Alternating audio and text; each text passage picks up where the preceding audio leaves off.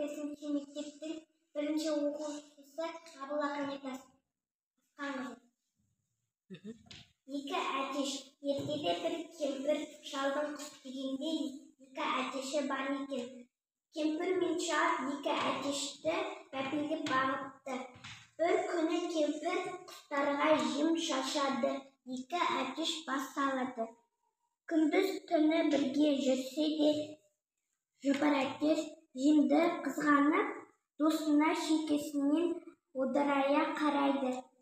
Шіркін, мынаның бәрін өзім жеп қия бір болсам ғой деп ойлайды.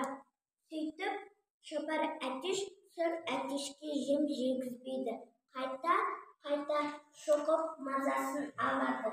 Сұр әтеш бір рет ермеген болады, екінші рет көрмеген болады. Ақырында ол да ызаланып жұпар әтешті шоқып алады.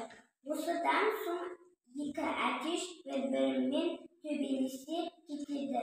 Екеуінің үсті басы жұлым-жұлым болады. Бұлар өстіп қызыл шекте болып жатқанда көршінің тауықтары шашылған жемді түк қалдырмай жеп кетеді.